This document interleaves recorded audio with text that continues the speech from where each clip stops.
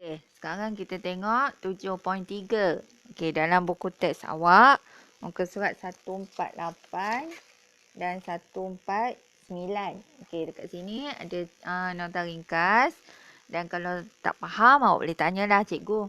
Okey, tengok 7.3, bahasa Melayu sebagai bahasa ilmu dan bahasa perpaduan. Okey, macam kita tahu, seiring dengan kemerdekaan Malaysia, bahasa Melayu diiktiraf sebagai bahasa kebangsaan dan bahasa rasmi. Okey, kalau tengok sebagai bahasa ilmu ni dia merujuk bahasa yang mampu menjadi perantaraan bagi penyampaian ilmu, pengetahuan sehingga peringkat tertinggi. Itu bahasa ilmu. Sementara bahasa perpaduan ataupun bahasa rasmi ni merujuk bahasa yang digunakan dalam situasi rasmi, iaitu dalam urusan pentadbiran. Okey, bagaimana langkah untuk martabatkan bahasa kebangsaan ni? Okey, kita akan tengok langkah dia ada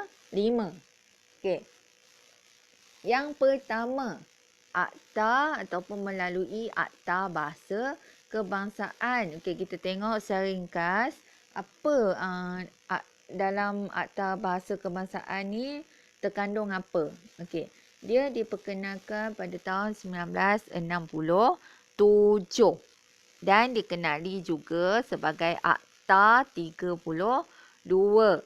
Okey, digubal di bawah perkara 152, dikuatkuasa pada 1 Julai 1971. Okey, dalam Akta Bahasa Kebangsaan ni, bahasa Melayu merupakan bahasa rasmi yang digunakan sebagai alat untuk memupuk perpaduan kaum.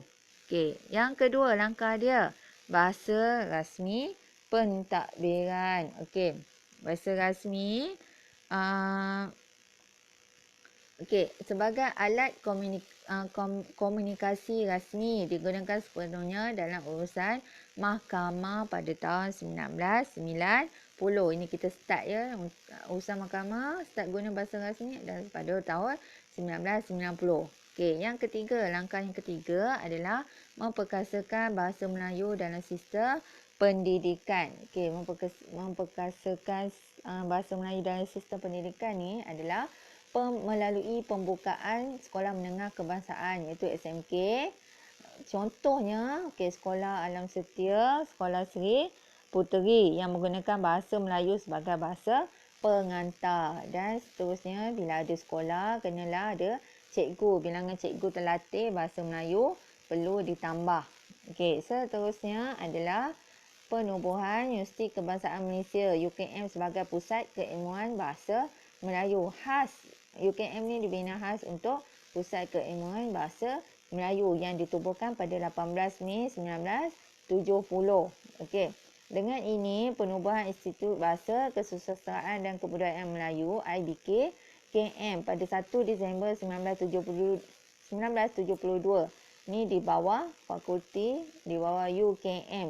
Okey, IBKKM ditukar nama kepada ATMA, iaitu Institut Alam dan Tamadun Melayu pada tahun 1992. Dan UKM ni mengiktiraf tokoh UKM seperti Muhammad Haji Saleh dan Siti Zainal Ismail sebagai sasterawan negara. Kalau awak nak tengok logo ATMA, awak tengok buku teks muka surat 149. Selain itu, langkah seterusnya adalah yang kelima, iaitu peranan DBP, iaitu Dewan Bahasa dan Pustaka. Okey, Dewan Bahasa dan Pustaka ni ditubuhkan pada 22 Jun 1956 di Bukit Timbalan di JB, Johor, hasil daripada resolusi Kongres Bahasa dan Persuratan Melayu ketiga. Okey, nama asal DBP ni, selalu kita sebut DBP, nama asal dia adalah Balai Pustaka dan pengarah pertama dia adalah Ungku Abdul Aziz bin Ungku Abdul Hamid. Okey, jawatan ini yang dikenali sebagai Ketua Pengarah. Okey, dan slogan Bahasa Jiwa Bangsa dilancarkan oleh DBP pada tahun 1960. Kalau awak nak tengok logo slogan Bahasa Jiwa Bangsa pun, awak tengok buku teks muka surat 149.